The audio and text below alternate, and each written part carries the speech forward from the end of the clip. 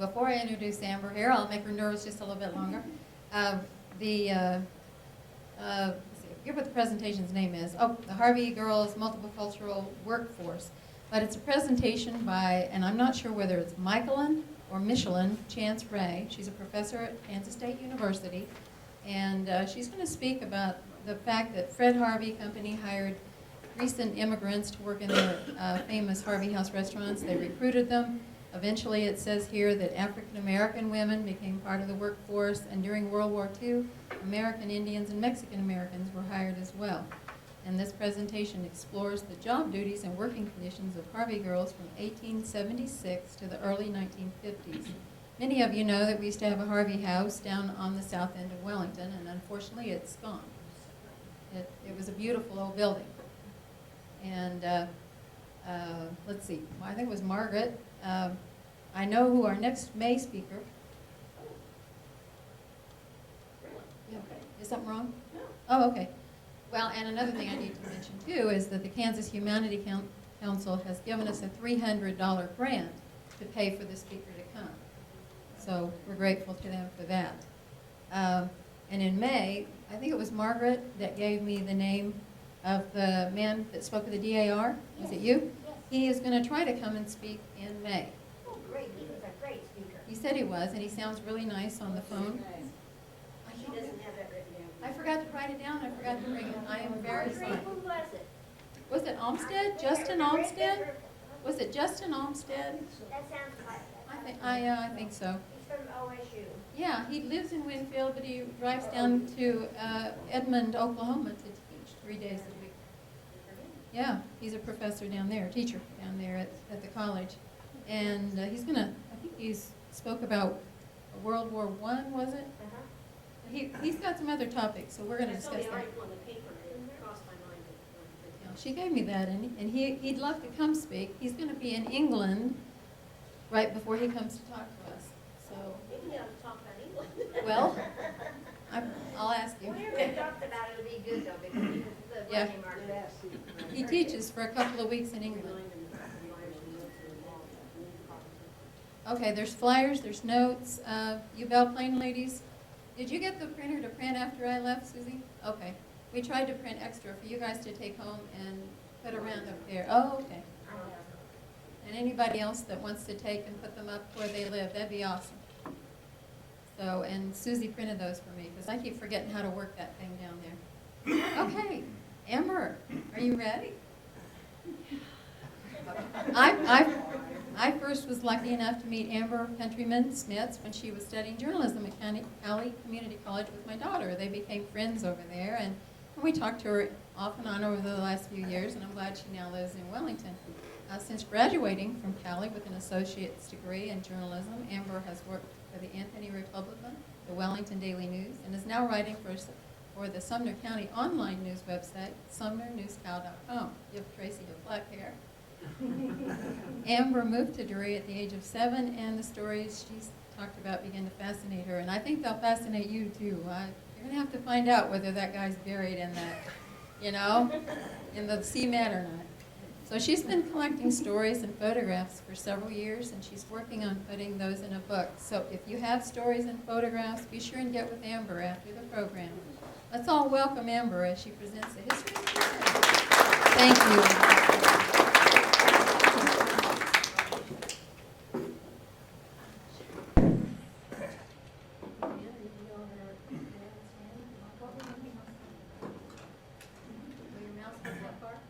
I didn't know where you wanted to present from. So I can move over here, maybe. We can move the podium. Yeah, move the podium. We can move the podium over there, but let's unload it first. It's on wheels. I know, but it's got stuff.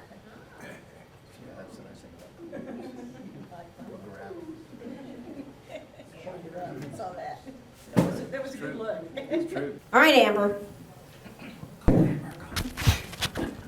Do we need the light off?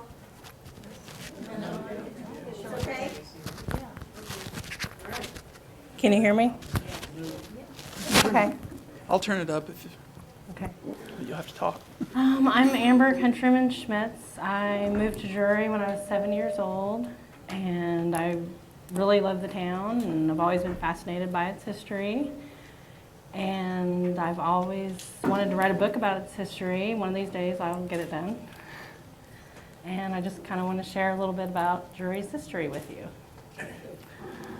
On February 18th, 1882, brothers William and Scott Rayfolds bought the mill and dam site in Drury Park and 50 acres bordering the Shikaski River from the town's founder, Alexander Culbertson, who named the town for his wife, Drury Culbertson. Sorry, Master, can you aim that a little bit more? Oh, sure, sorry.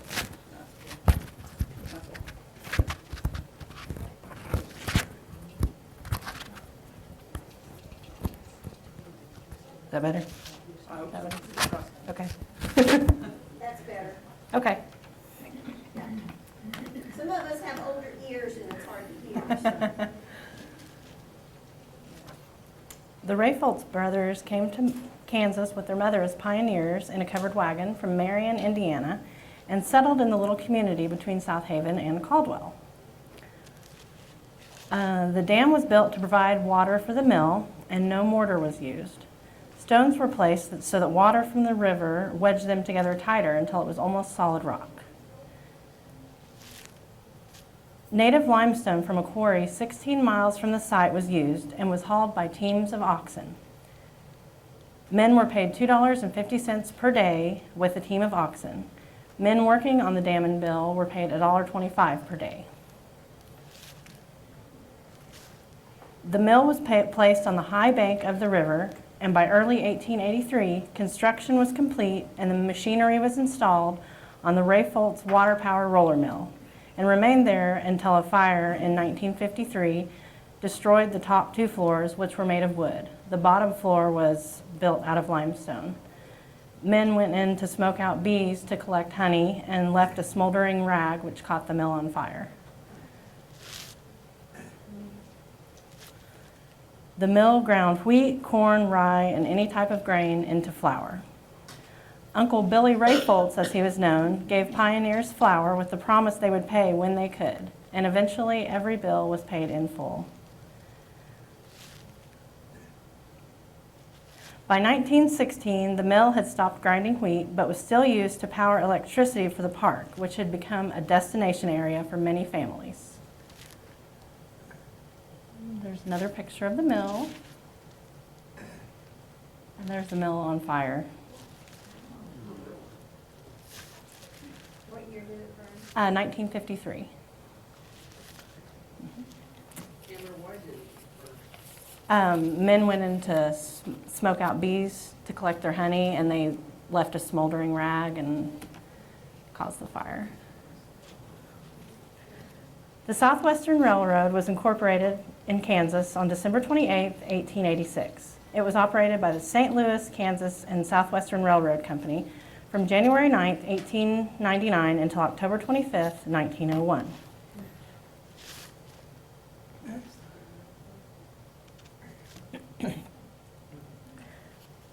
The Kansas Southwestern began about 1 mile out of Ark City on Gauntlet Track at the west end of the Arkansas River Bridge. There was one important watercourse on this line, the Shikaski River at Drury Station. The bridge was renewed in 1914 to 1916 when 4 50-foot deck girders were put in and 2 new concrete piers were built. In the mid-1940s, steam locomotives were the car of choice during harvest. The engineers would switch cars and engines would release large columns of smoke.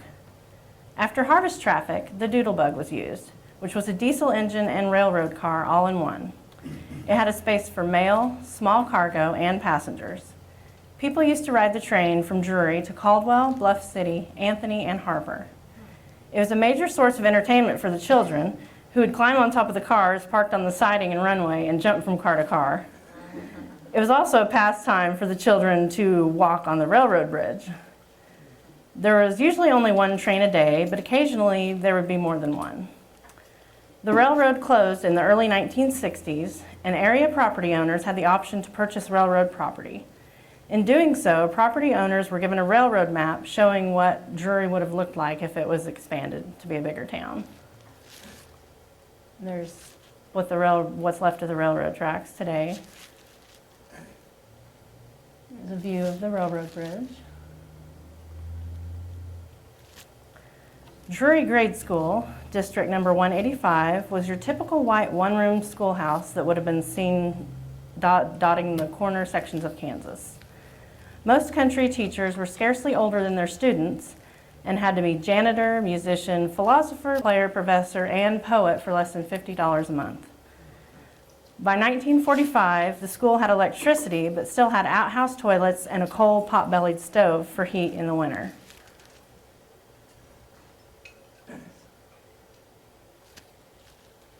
And this is what the schoolhouse looks like now.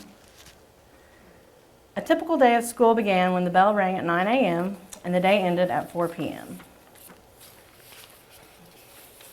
During the winter, teachers often asked the students to bring a vegetable, and then it was added to a big pot of stew on the pot-bellied stove and was ready for lunchtime. A couple of the teachers included Beulah Hilton and Mabel Cochran.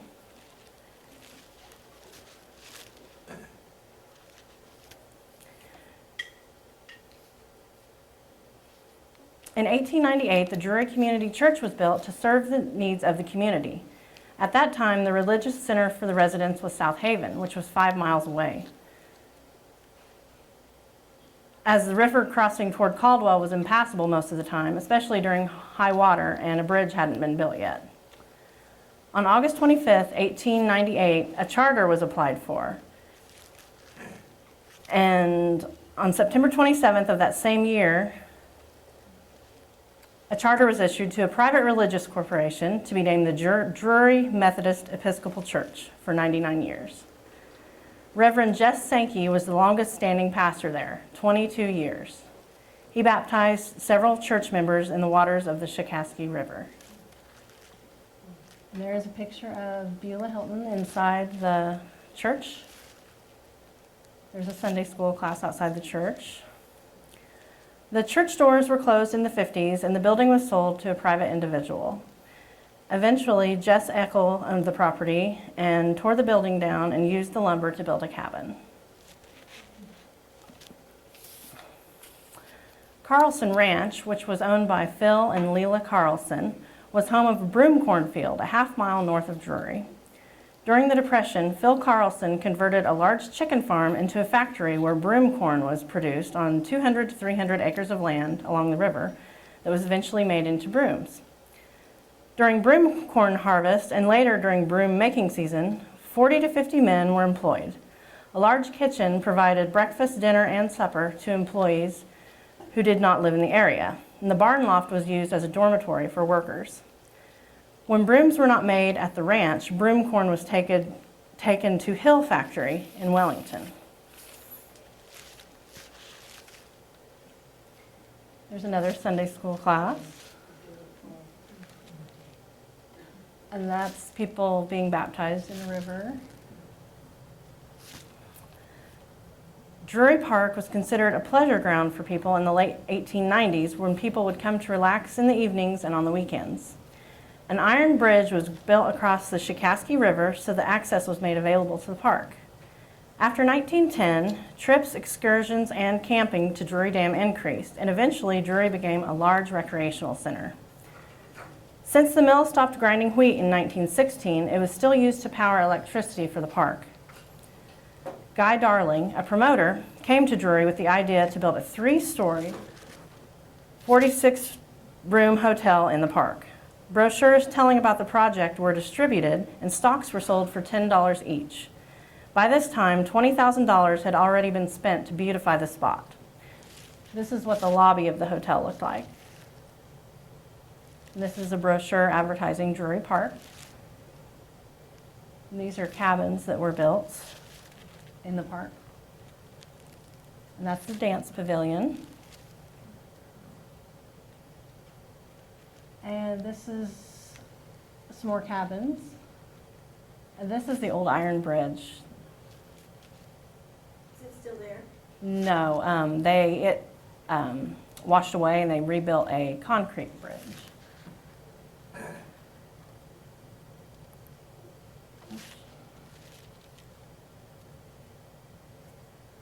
And this, I believe, oh, it's maybe part of the dance pavilion. And this is a back view of the hotel. Some more, this is the cabins when they were flooded. Advertised as the playground of Oklahoma and Kansas, Drury became a regular vacation resort. A dancing pavilion, bathhouse, boathouse, and several cottages were also built in the area. There was a day and night bus service from Caldwell to Drury for vacationists who came by train. An interesting attraction was a motion picture show that was rigged up on a raft in the middle of the river. I thought that was really cool. Legend says the hotel was furnished as extravagantly as any Eastern hotel. Frank Bohan ran a boat and bathhouse in the park and furnished rides across the river in his boat, Sally.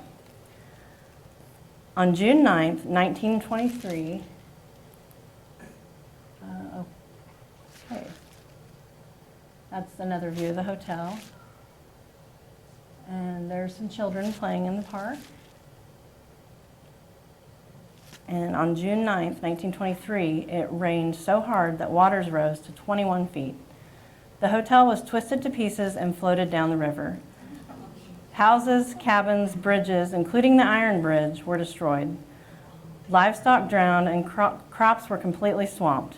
Residents and tourists watched from a safe distance on the high bank opposite the park and saw the piano push through the roof of the dance pavilion as the unattached hardwood floor rose upward in the water. The hotel floated off the lower cement walls and foundation, rolled over on its side, and broke apart in a dark puff of soot and dust. And that was the end of the Drury Hotel. This was taken the morning of the flood. As you can see, there's water already starting to raise in the park. 21 feet would be pretty high up on that hotel. Yeah. Yeah. And that was what year? 1923. The mill and dam survived the flood and was eventually leased to a man intending to open a button factory and manufacture buttons from the mussel shells in the area.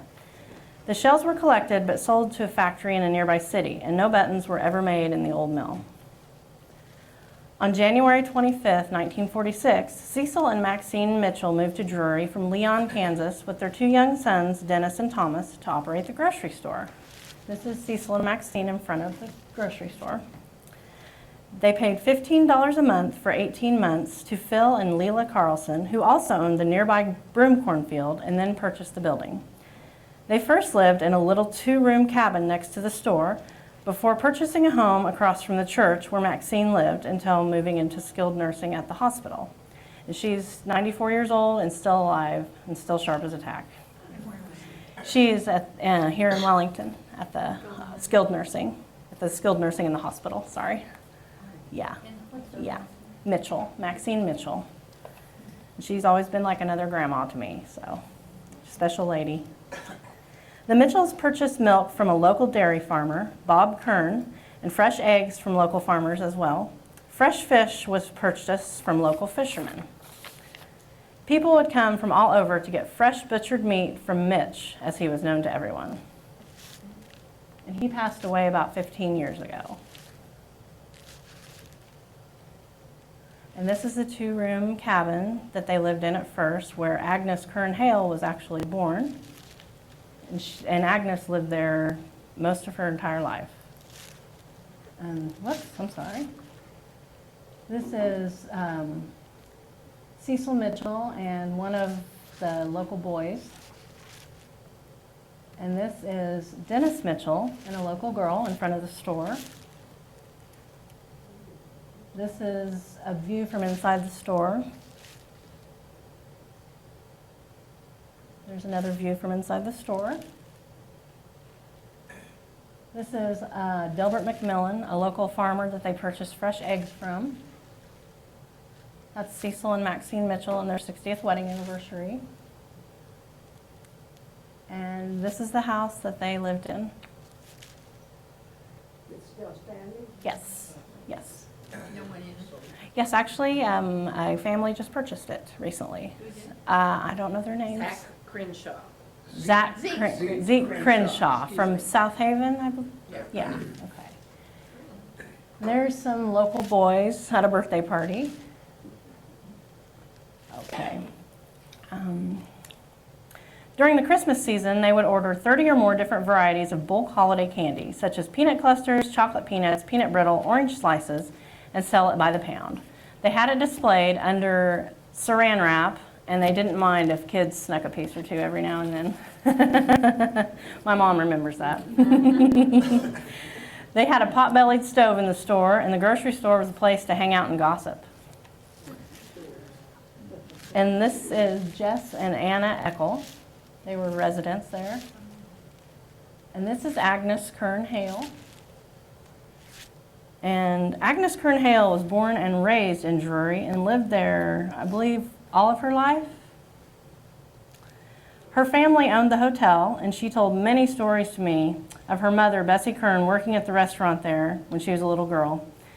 She also had a brother and a sister. At the time of the flood, the Kerns lived in the hotel. Agnes married Jack Hale, and they remained in Drury after their marriage. There's another picture of Agnes. That's Agnes and Alice Price. She also grew up in Drury. Were there any casualties at the time of the flood? Anybody died? No, I think only cattle. No, I don't think any people died in the flood, which is pretty kind of rare. And this is Agnes and Jack Hale, their wedding picture. And Agnes's father, Robert Kern, used to take kids across the river in a rowboat, and that's him taking some kids across the river. Euler.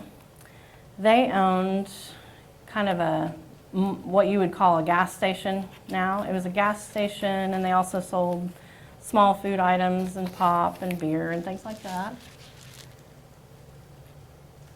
This is a picture of King Glow Stables. It was owned by J. and Beulah Hilton.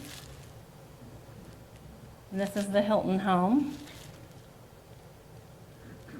This is the Drury elevator where grain was stored. There was also the Chet Willey Fixture Company, owned by Chet Willey, and he made cabinets and other fixtures. The building is still located at the entrance of the park.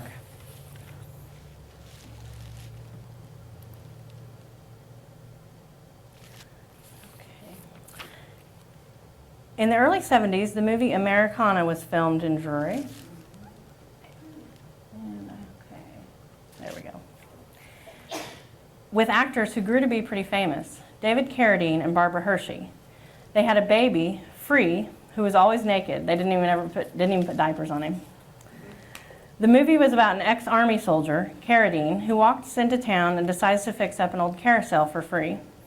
Many local residents make appearances and even have speaking parts. Hershey plays the part of a local resident's daughter. These are pictures from when the movie was filmed.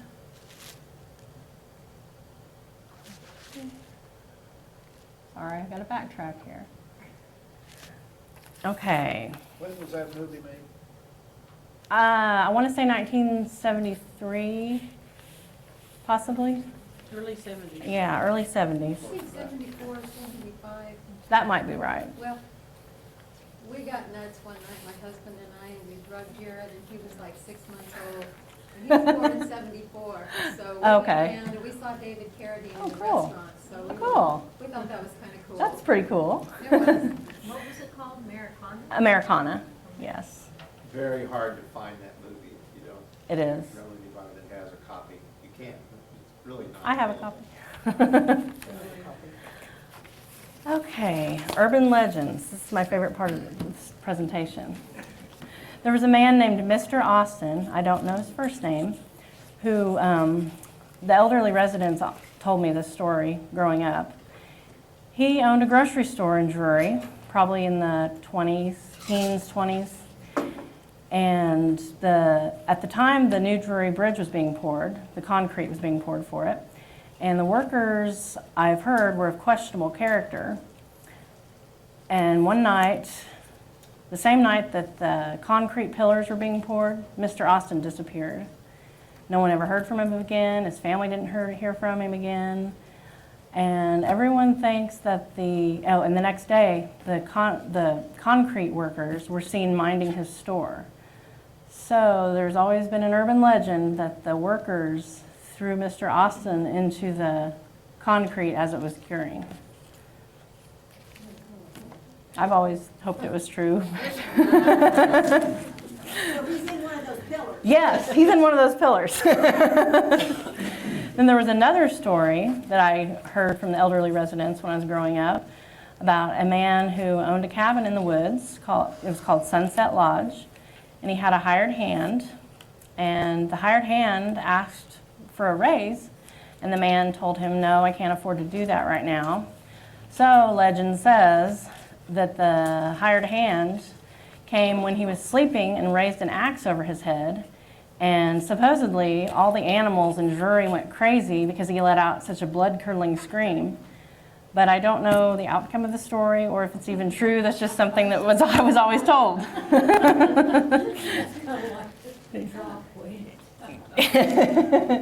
This is the bridge as it looks now.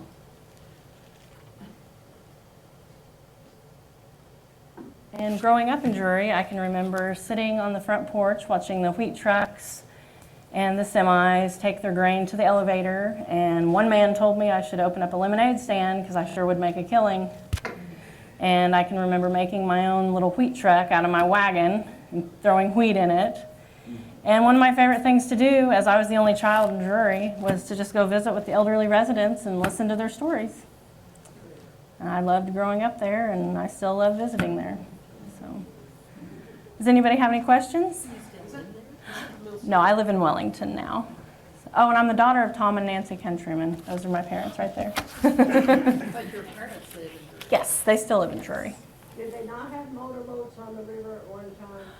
Yes, they did. That's where I got my first motorboat, Oh, okay. and she also. Okay, yes, they did. I'm not sure when, but yes. Okay. Yes, they did at one time. Is the park still there? It is. There's nothing there really. It's trees and grass. Trees and grass and river. That's pretty much it. The picnic tables. Yes. Shelters. Shelter houses that families have actually purchased, and there's one that says, I think Kern family and Eckel family, different families have purchased them and kind of dedicated them to their families. Is it a pretty large park? No, it's pretty small. Pretty small. I just can't imagine on opening day of the hotel, July 4th, 1918, there were 575 cars parked there. It's possible. Was the hotel there in the park, Yes. up on the high ground there? Or Up on the high ground, where not high enough. There's a pink building there now, which was the Chet Willie Fixture Company, and it was directly behind that building. Really? Nothing, I mean, you can't even tell there was a hotel there at all. Jacaskia still floods too, right? Yes, the park was closed recently when we had all that rain, so, Due to the drowning. yeah, there's that child drowned recently. Didn't a man used to live in the elevator? Yes, there was a man that lived in the elevator a few years ago. He restored the elevator and lived there for a while. Now, is the mill still there, just the concrete part? Barely, Just the foundation there? barely any foundation left. The dam is real pretty to watch, though. It is. It's still flowing. Yes, Very pretty. it's very That's peaceful, flooding. very peaceful down there. I mean, you could still have a picnic. Oh, yeah, oh, yeah, And there's an definitely. outhouse. People, yeah, there's an outhouse. People still camp out there, so. There's usually somebody fishing when you go. Yeah, or people still fish there and camp there and stuff, and there's several cabins that are owned by families down there. Okay, when that kid drowned, they were talking about that 20, like there was a whole 20 feet deep. I mean, There's Probably like at a least every bit of 20. whirlpool, isn't it? what's the reason, It's why a, was it so deep? I mean, Well, it's from years of erosion, mm-hmm, from the water running over the dam. And just Mhm. runs down and it's washes it out right below the dam. You guys don't have that. And so the water just kind of. It just kind of keeps circulating, yeah. Mhm. Do people jump off of that very often? Yes. Yes, and they They shouldn't. do. It's very dangerous. Is there stuff underneath it? Right now, there's trees underneath the bridge. Well, that's why I heard why that kid died, is because, Jumped off the dam. Mhm. yeah, but Yeah. he got caught underneath the. Well, there's a, because of the depth and the Water water goes like was up a this. little, the Mhm. water runs over the dam And and it goes would- like this. It would, Got caught in And to Got get out caught in the of it, undertow. You really need to go parallel to the dam, but I think the kid was probably trying to swim downstream and you You can't. can't do that. you can't. The water just keeps pulling you back. Because it pulls rooms. Right. And people jump off the bridge too, and you really shouldn't do that either. There's possibly remains from the old iron bridge under there. It was a low water bridge Mm-hmm. for the, well, I think in the 30s, wasn't it? Well, in 1924 is when they built the new concrete bridge that's there now. 24? Yeah, So below, before that, it was a low water bridge. kind of a, yeah, an So there's iron still bridge, supposedly some metal down. Yeah. possibly. That's what they say. Yeah. So, does anybody else have any questions or anything? If anybody has any old pictures they'd like to share with me, that would be great, if you'd like to do that sometime. There's a lot of people that fish down there. Yeah. Yeah, or camp, primitive camping down there. That's me. Oh, okay. I was like, didn't think I did anything, but. Well, thank you everybody for coming, and I hope you enjoyed my presentation.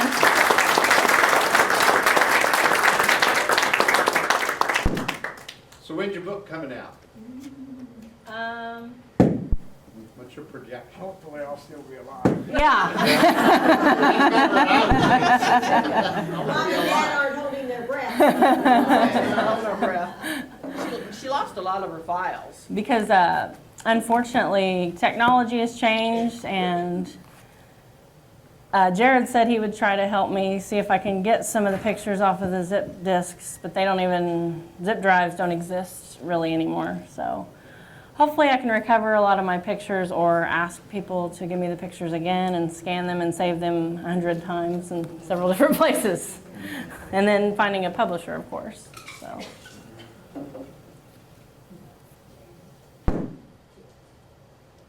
Well, thank you everybody for coming. Thank you, everyone. It was very good.